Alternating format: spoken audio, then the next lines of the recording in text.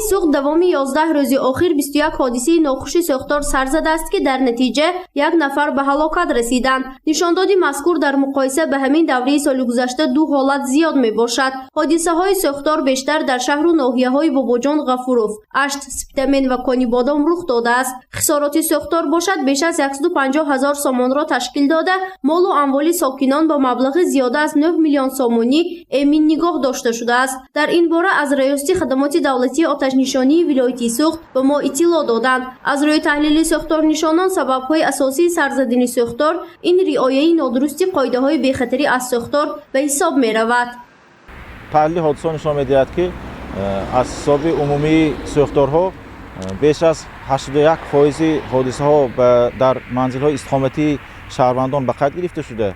سبب‌های اساسی آنها باشد به احتیاطی نسبتی آتش، نادرست ساختن پیچ و دودبراها و استفاده تجهیزات برقی با ناقل‌های فرسوده و کهنه میباشد که از سبب سرباری یا حادثه ساختار به عمل می‌آید. بنا به معلومات مسئولین خدمات دولتی آتش نشانی دوامی یک روزی سنه 5 ینور 3 حادثه ساختار به قید گرفته شده است که این دو حالت در ناحیه باباجان، غفورov و یک حالت در ناحیه اشت می باشد. تشویش آورش این است که ساختار در ناحیه اشت با مرگ یک پیرمرد 76 ساله از زهرآلودشوی دود آتش انجامید. سبب ساختار باشد این نصب نادرستی پیچ و دودبرا می باشد.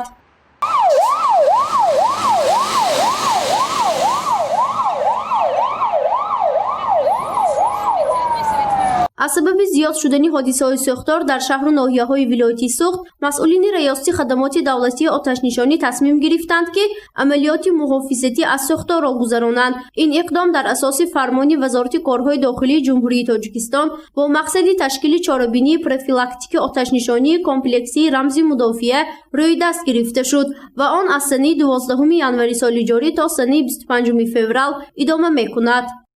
با مقصد پیشگیری نمودن حادثه‌های ناخوش ساختار از طرف ریاست خدمات دولتی آتش نشانی ولایت سوخت در مقیاس ولایت چاره‌بینی پروفیلاکتیک آتش نشانی تحت رمز محافظه جاری کرده شد. در رابطه از شهروندان گرامی خواهش می‌نماییم که در روزگار و کارگاه قاعده‌های بی‌خطر از ساختار را قطعاً رعایت نمایند.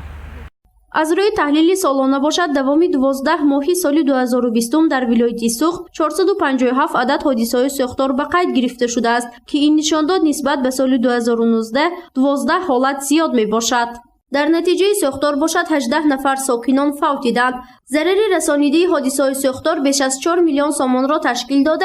هنگام خاموش نمودن ساختار از طرف کارمندان خدمات آتش نشانی مال و اموال ساکنان با مبلغ بیش از 270 میلیون سومانی امین نگاه داشته شده است. گزارش فرزانه شمسی و نعیم جان ایوب برای برنامه اطلاعاتی خبر.